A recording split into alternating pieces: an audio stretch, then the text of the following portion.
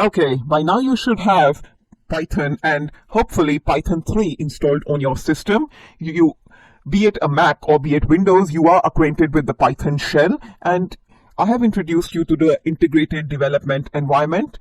You know, the text editor that is provided within Python and where you can type out your code. And also for Windows, there's another IDE, the Notepad++, which just allows you to produce more intuitive code.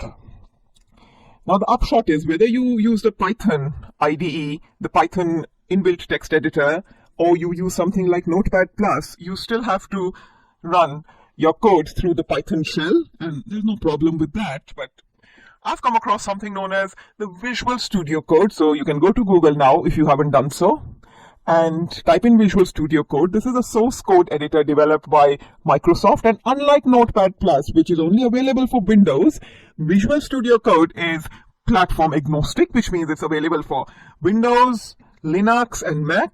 You do need Mac 10.9 plus, although there are some earlier versions available. You can search for that on internet, and you can download Visual Studio Code and install it as it is. And this is my copy of the Visual Studio Code, and what it lets me do is I can type out code. I can actually create a Python file in my given folder. I am working in a given folder right now, and this is my folder, and it has two .py files. I can create a Python file right now, right here, within my Visual Studio Code, like so.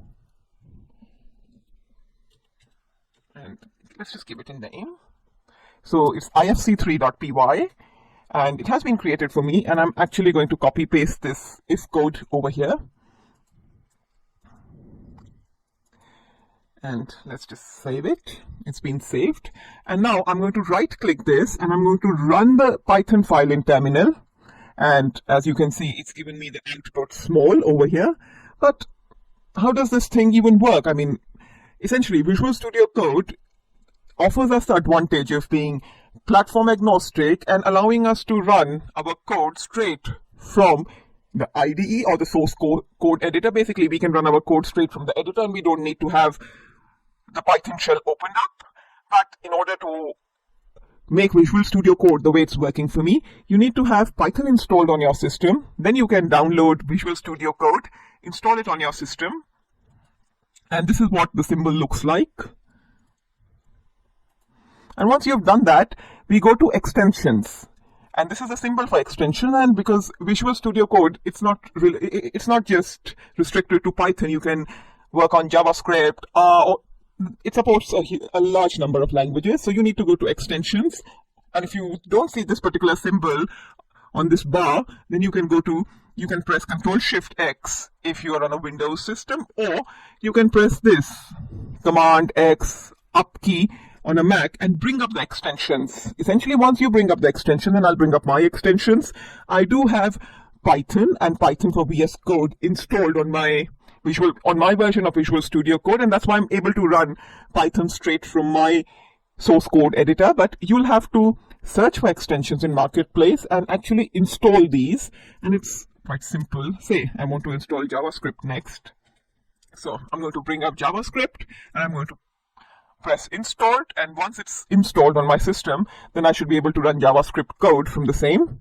But actually, I don't need that, so you'll have to type in Python and install both Python and Python for VS Code on your system. And once that's done, the install button will go away, and you will be able to run your Python code straight from your source code editor, and this should work both for Windows and Mac.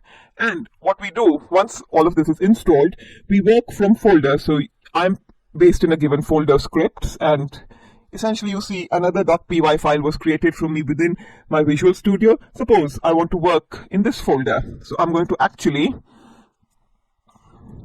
open a folder,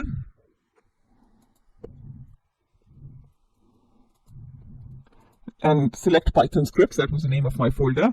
It's going to load up. Now my folder has been loaded up for me, and see, you can just ignore it, disable this linter, we won't be needing it. So that's that. And this is my temp convert1.py. I'm trying to convert Celsius into Fahrenheit. So let me just run this. Run Python file in terminal. Because I have Python 3, because I'm going to work with Python 3, I need to have the parentheses like so. And it does tell me that, okay, now I've gone wrong and this is what I need to do. And let's just see. Okay, actually this is a bit bugged up, so let's just run this one. And this lets me run the Python code, Hello Kitty, straight here, and we can see the output. And I can even run my if code here, if else. And because x is greater than 8, I get big. Because 8 is greater than 5, I get big. And essentially, this is how we run different codes, different Python scripts used straight from Visual Studio Code. And the way I ran into problems with my previous code, it also tells me what exactly has gone wrong, and I can debug it. I can use this debug editor, or I can re-examine my code manually and essentially run my scripts straight from the Visual Studio Code. And for most of this course, I'm going to work with Visual Studio Code. And obviously, if Visual Studio Code doesn't work for you, or you prefer a different IDE, or you prefer Notepad+, if you're on Windows, then I believe you should be able to do that, and you can follow along.